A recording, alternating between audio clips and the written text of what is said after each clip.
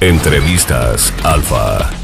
Tassier de Alfa 91.3 y hoy estoy con una banda increíble, Culture Wars, que acaba de lanzar su álbum debut, Don't Speak, un disco sobre identidad, crecer, las secuelas emocionales y ese espacio incómodo entre quién eras y quién te estás convirtiendo. Alex, welcome to Alfa 91.3. Hola, thank you. A debut album is really strange because it's the first big statement, but it usually comes after years of becoming yourself. Don't Speak feel like an introduction or more like a confrontation with who you used to be? It's funny because when we started trying to be a band, I think this is where we would have wanted to have ended up. We just kind of took the long way, if that makes sense. So looking back on it, this is like, I guess, still an introduction, but it just took us a while to figure out how to get to where we are now. We kind of took the long way back to wanting to be just like a rock band, and just be about the band and have everything we're doing. So it is an introduction, but for me, it's like kind of a long time coming, and it's like you're finally getting to the right destination. So, was there anything about yourself that you only understood once the album was finished? I just feel like, at least lyrically, I could feel myself kind of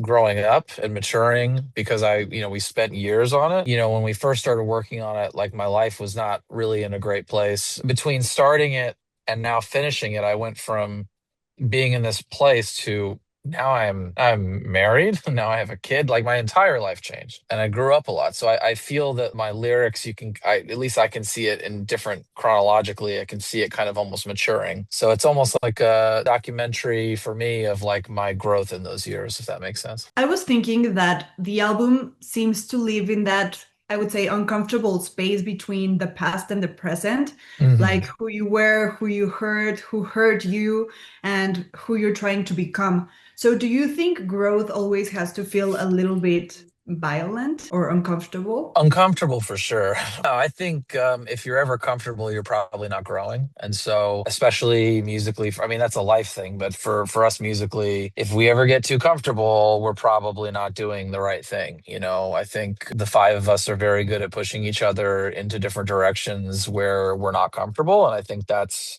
why it works. I always say, if I wanted to do this by myself, I would, but it wouldn't be very good. It's like, I think we're all very consciously aware that we're making each other better and pulling each other into uncomfortable positions constantly. The title Don't Speak is very interesting because the album actually feels very emotionally direct. Why name such an honest record after silence?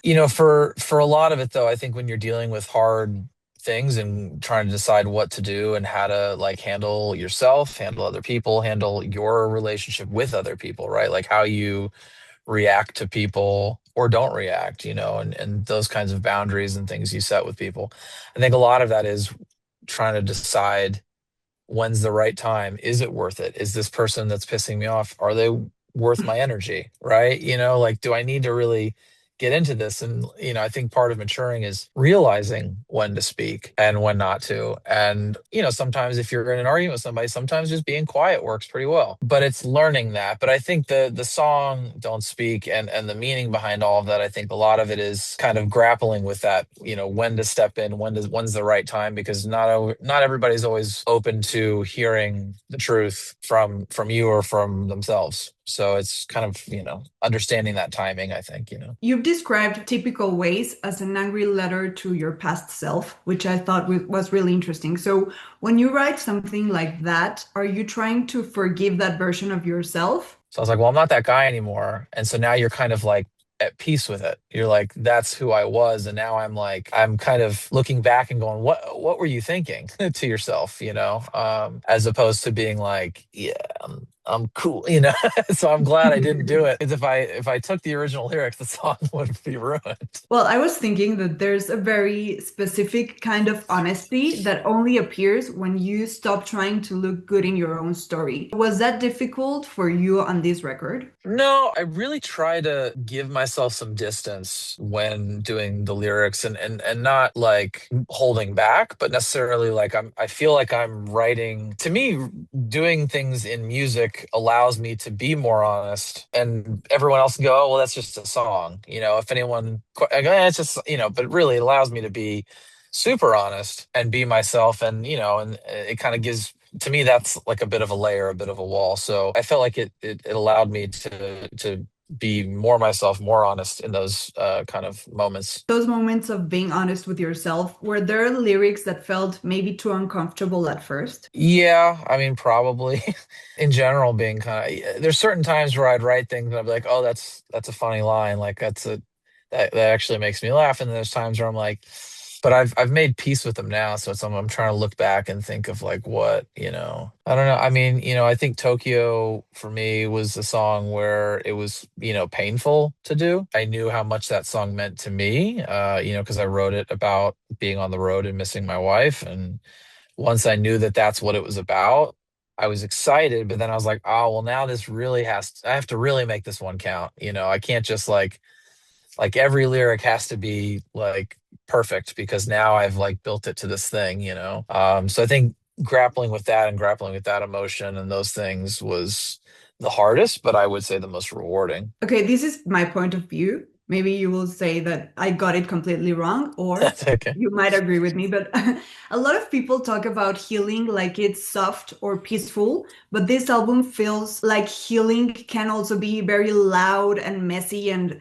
I would say full of regret. Do you think regret can be useful creatively? Yeah, sure. Definitely. I mean, you got to make mistakes to learn something. I think if you're kind of going through things softly, you're kind of falling into the answer necessarily. You're not necessarily, I would argue that you're probably more doomed to repeat the past if you don't learn the lesson the hard way in a lot of ways. And people are stubborn, and myself included. So, I mean, yeah, I would say for sure. I'd say it's really better because once you really get smacked around, you ain't gonna do it again.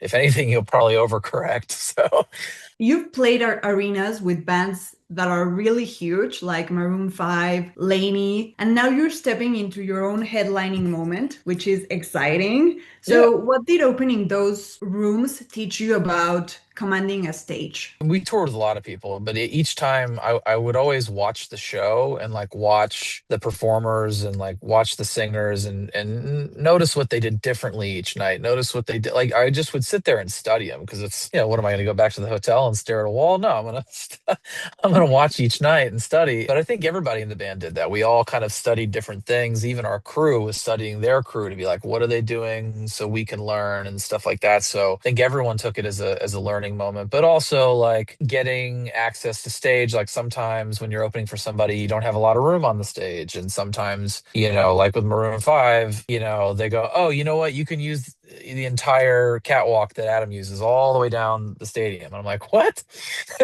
And so on the fly on the first night, you get this long like half a football field catwalk and you have to learn how to use it. I've been waiting for that for my whole life. So I was like, all right, here we go. I just took off sprinting down it at the first song. I was like, all right, boom. And all the guys were like, because I remember the night before the guys were like, make sure to use it. Like, don't be shy. And I'm like, shut up. And I just took off and shot and surprised them all. I love that story. It's so cool. So, would you Yeah. say those experiences changed the way in which you imagined this album live? Yeah, I think doing all that in those bigger rooms, in those bigger arenas, we after doing those tours, we went back and rewrote half the album. We were like, oh, now we know like this is more so what we want to do. And now we know these songs because we don't even want to play them when we're touring, where we really have to replace those.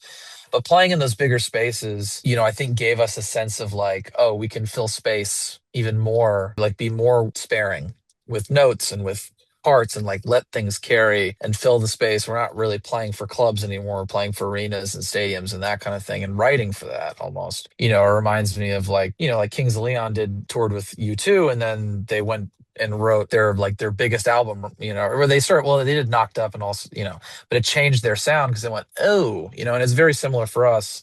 We did like the Philippine Arena, this big, massive place, and we're like, okay, so we know what to do. But that's what gave us like Don't Speak, Bittersweet, In the Morning, Tokyo. That's where we turned the page and we started to really know what we were doing. There's a lot of talk right now about rock music maybe coming back, but your music doesn't feel like nostalgic in a common way, I would say. What do you think modern rock has to do to feel alive instead of just familiar? Just get away from the kitsch.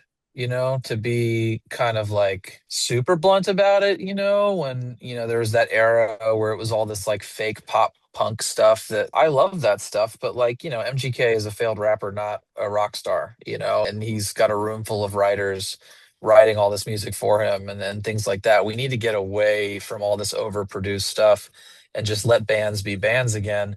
I mean, unfortunately, the industry hasn't been investing in bands because it's costly. You're paying 4 or 5 guys to sit and knock their heads against a wall for a couple of years until they figure it out. But hopefully, the industry moves back into investing in those bands so that those things can happen. Because yeah, those pop stars can flash very quickly, but they don't last 20, 30, 40 years or whatever. There's bands that will continue to tour and make money and stream and do whatever for years, and so for decades. And so hopefully that kind of will start to change, and that tide can start to change, and some bands that really deserve the attention will get it. I think a great example of that would be Turnstile. That's a great band that's had to fight and cut and scrape their way into worldwide attention, but they're there. And now my Yeah. last question. If Don't Speak is about becoming someone new, what part of culture wars do you hope never changes? What I hope never changes for us is, we're in this place where we're challenging each other, and I think the ethos of the band that we're stronger together. And, we're a band of 5 very, very different people from very different like backgrounds and walks of life. Many of us raised in different religions, different political backgrounds, different, I mean, neighborhoods, everything. And we don't agree on much, including the music we listen to. And a lot of times we argue about the music we're making, but we still find a way to come together and compromise and make something better together. And I think that what we're able to do as a band, I hope that we continue to be able to do that. And I hope that, like, in general, we can be an example for people in general to just drop it and learn to work together and find commonality and create something better than themselves. Alex, thank you so much for your time and for this conversation. We learned a lot about you. It was really interesting. Yeah, thank you so much. I appreciate it. Y recuerden que Culture Wars llega a México con Don't Speak el 30 de mayo en Foro Puebla, en la Ciudad de México. Yo soy Andrea Tassier y esto es Alfa 91.3. Entrevistas Alfa.